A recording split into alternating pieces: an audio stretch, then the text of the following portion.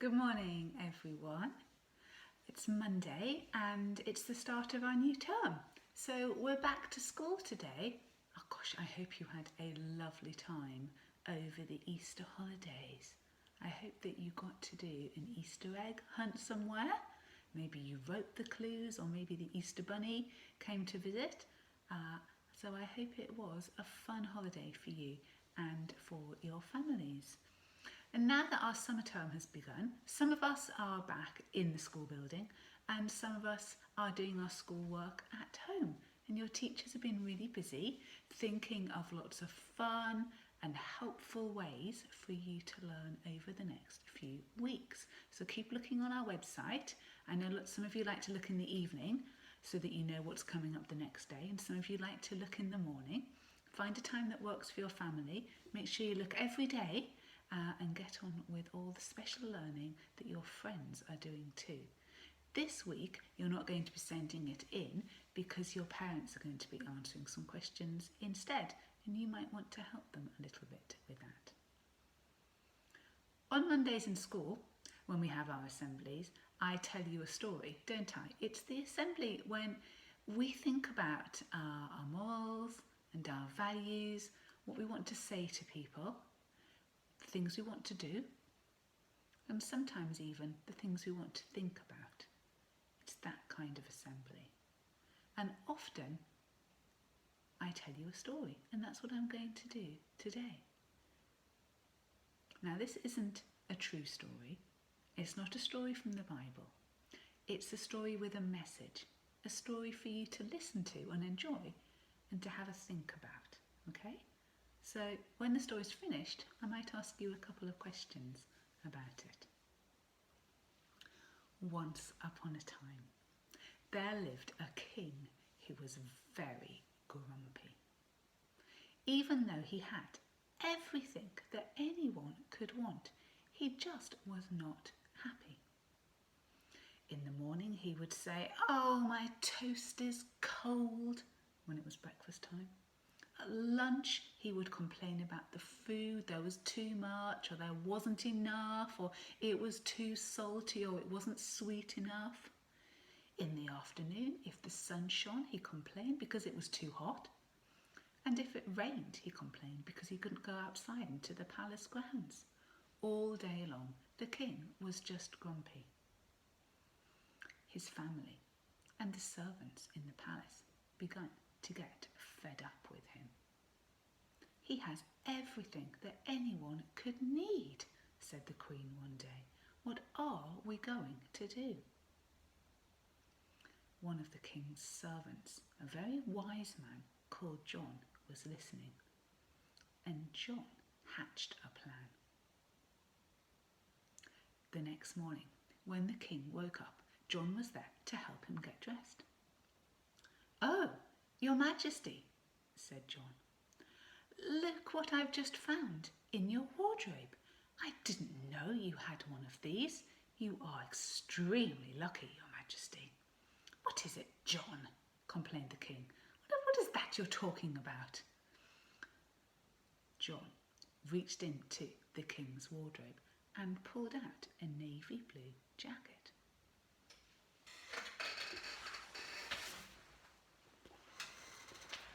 "Why, Your Majesty," he said, "you own a jacket of happiness."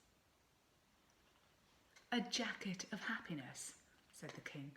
"What on earth are you talking about?" "Oh, Your Majesty," said John, with this jacket of happiness I've just found in your wardrobe, if you wear it, you will feel happy the whole day long. It will make you happy."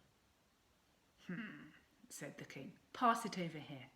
And so he slipped his arms into his jacket and put on the jacket of happiness.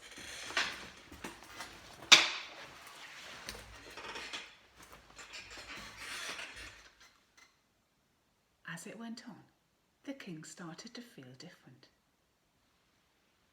"Wow," he said, "I think it's working. I do feel very happy." As he went down to breakfast, the king didn't complain. He had his jacket of happiness on. He smiled at his wife and his children. He wasn't rude or unkind to the servants. Later in the day, he played in the palace grounds with his children and went fishing in the river that ran through the gardens. "This has been a fabulous day," he said to John at bedtime. "I think I'm going to wear the jacket of happiness every day." "As you will," said John. And so it went on. The next day, the king got up, and when he got dressed, he also put on the jacket of happiness. "I feel great," said the king. "I'm wearing the jacket of happiness. I'm happy all day long." The days passed by. The king smiled. He felt happy. Everyone felt happy around him. And as he started to feel less grumpy and more content and more grateful for what he had, he started to look a little bit beyond the palace and beyond his grounds. One afternoon, when he was playing in the palace grounds, he noticed a little boy just outside who'd fallen off his scooter. "Oh no," said the king. He rushed out with one of his servants. They bandaged up the boy's leg and they made sure that he got home safely. Another day, the king looked out of his window, and in the road by the side of the palace, he noticed an old lady who was coming home from the shops. She had 2 heavy bags of shopping, and every couple of steps she had to stop and put them down. It looked really tiring, and it was about to start to rain as well. The king rushed out with a huge umbrella and another one of his servants. "Don't worry," he said to the little old lady. "We'll help you." And they carried her shopping and got her home before the rain got too heavy. The day after that, the king looked out of the window on the other side of the palace where there was a crossroads. There was a traveller standing there, looking left and right and forwards and backwards. He didn't know which way to go. The king came out with a servant and a royal map and helped the traveller to find his way. "It's all because of my jacket of happiness," said the king. "I feel great. I feel happy. Now I can go and help others." Weeks and weeks went by. Everyone in the palace and in the kingdom around the palace began to feel much happier. One day, the king had been working all afternoon, helping a family who had a little bit of land a mile or so at the bottom of the hill near the palace. The sun had been shining, and it was hard work for everyone, digging and weeding and planting, but it was enjoyable at the same time, in the way that some hard work is. Whew. The king, getting quite warm from all of this work, took his jacket off and popped it on a fence post just at the edge of the family's land. And he finished working and helping them. As the sun set, the family said, "Thank you very much, Your Majesty, for all your help this afternoon. Now that we've got all of the crops planted, we'll have plenty of food for autumn and winter." "No problem at all. Happy to help," said the king. "Cheerio, and I'll be back another day." And he strolled back up the hill, humming a happy tune to himself as he went into the palace. It was only the next morning that he realised. "My jacket of happiness!" he exclaimed. "John, where is it?" "Oh no, I left it down the hill, on a fence post next to the family I was helping. It will be gone by now. Somebody will have taken it. Please go and check. John thought for a moment, and then he decided to come clean. Your Majesty, he said, please don't be cross with me. There never really was a jacket of happiness. What do you mean? Asked the king. Well, continued John, who was a very wise servant, happiness doesn't depend on what you're wearing or the things that you own. Happiness comes from inside you. It comes from making the best of what you have, being grateful for what you've got and helping others. So, the king thought about this. So, are you saying that it wasn't the jacket making me happy? I made myself happy by my new choices. Yes, Your Majesty, what a wise king you are. From that day on, the king didn't worry about what he was wearing. He went around the palace and the grounds and his kingdom, being happy with what he had, trying not to complain and helping other people every day. The end. So it wasn't a true story. It's a very, very old story. I didn't make it up, but I did add in some of the details and I hope I got them all right.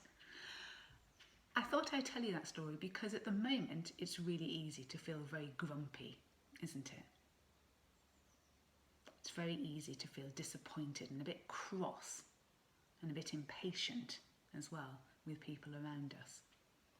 So if you want to be like the king and you want to find something that you can put on or you can have near you and say, yes, this is going to be my t-shirt of happiness or my book of happiness or my necklace of happiness,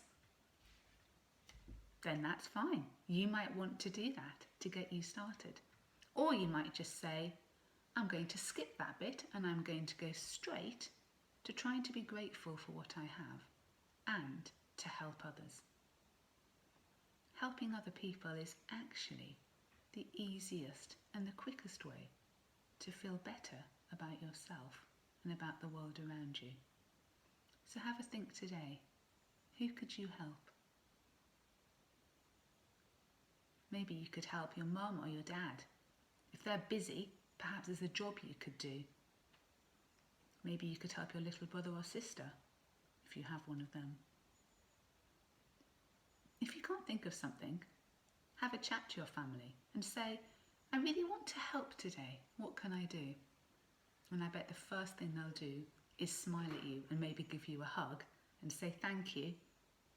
And then maybe you could talk about ideas together. Our next assembly will be on Wednesday, and that will be our Bible story assembly. So I'll be reading a true story on that day. And we're going to finish now with a prayer. So if you want to, you can put your hands together. If you want to, you can close your eyes. And if you have a candle at home, then you might want to light that. I'll just wait a moment, okay?